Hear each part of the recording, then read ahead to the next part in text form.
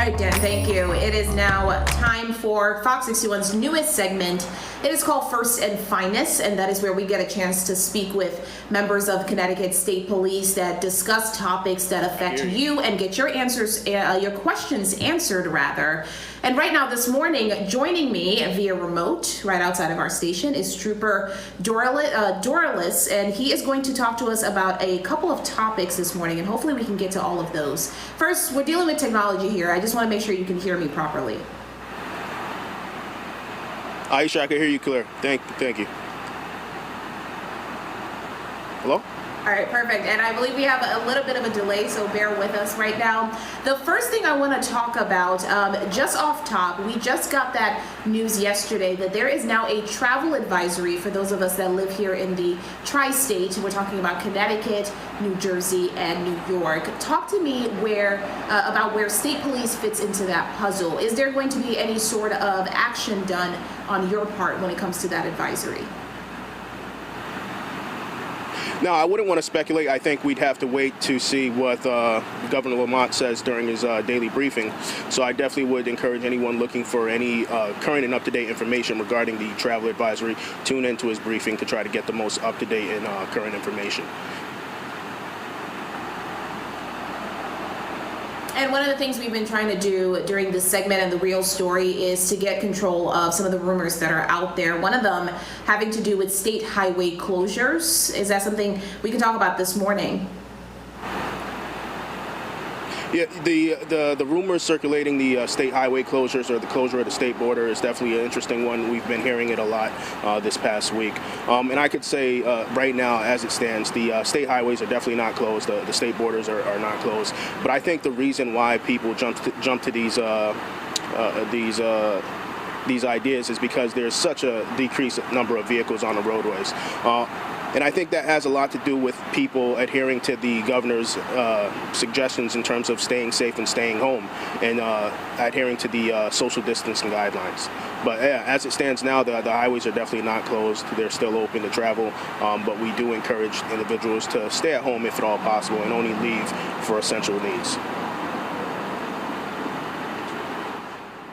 And speaking of that social distancing, we have heard authorities time and time again tell folks, hey, stay home and stay away from those big crowds. Do not gather with big crowds. Are there any efforts with state police when it comes to breaking those crowds? Now, we'll definitely do everything we can on our end to keep to make sure that people are adhering to those policies. But we definitely need a lot of help from the public. Individuals at home, we do encourage you guys to just stay home and stay safe if at all possible. Adhere to the 6 feet social distancing guidelines set forth by the CDC. And again, together we're going to be able to get through this, but it's going to take a team effort. And right now, I want to talk about something great that state police is doing right now. The blood drive that you all had, I believe that was on Tuesday, where you guys invited first responders all around the state to come in and pitch in because there is a shortage when it comes to the blood donation right now with Red Cross. Talk to me about that effort, how it came about, and why you guys think it was so important to do that. Yeah, so after meeting up with our partners at the Red Cross, we came to learn about the shortage, not only in Connecticut, but nationally in terms of the blood shortage donations. So what we did was we teamed up with them in order to host the blood drives at our state police facilities. Given the fact that our recruits are now telecommuting, it served as a perfect opportunity to open our doors and have them utilize the facilities for that. We had 2 successful blood drives, one on Tuesday the 24th and one again on Thursday the 26th. Our initial goal was to get about 30 people to come in and donate blood, and we surpassed that goal. I think Tuesday we hit a max of 60 to 65 and 70 on Thursday. So it's definitely been a great turnout from the public, and we definitely appreciate that. A lot of what the American Red Cross have been doing to ensure that the people coming in are coming into a safe environment is the fact that they're being pre-screened prior to coming in, temperature checks. We're adhering to the 6 feet social distancing guidelines. People are definitely spaced apart, and they're cleaning the beds before and after every blood drawing.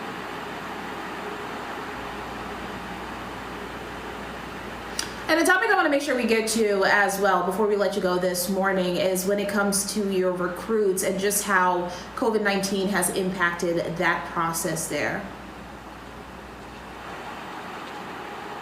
So, in an effort to prevent the further spread of the COVID-19 virus, what we did on our end is we were having the recruits telecommute. They're tuning in daily with the academy staff and basically picking up on the curriculum that they would have been picking up on if they were actually in the state police facilities. We're still holding them to the very high standard that it is to be a Connecticut State Trooper. And again, all that's just being done remotely from home. I just got my 1 minute warning, but I want to make sure we get this story in there. Earlier, there were you had a trooper who was able to rescue 2 German Shepherds that were running on the highway. Your reaction to that? I think it was just an amazing story. Trooper Cody Picard actually was working patrol in Troop D in Danielson on the 20th, and he got the call. He responded to the area of Interstate 395 in the area of Exit 50. Somehow managed to corral both German Shepherds into his cruiser and contacted local animal control in order to figure out who the owners of these German Shepherds were. Fortunately, this story had a very happy ending, but I think it serves as a reminder to all us pet owners out there to just be responsible in our decision making, making sure that our pets are safe and our neighbors are safe at all times. All right, Drew, we want to thank you for joining us this morning with our First and Finest segment, which those of you at home, you can catch every Sunday during our 8 o'clock hour, where we're able to have these conversations right now remotely because of COVID-19. But hopefully we'll get some of your questions answered as we continue with this segment. But right now, still ahead on the Fox 61 Morning News this morning, we are talking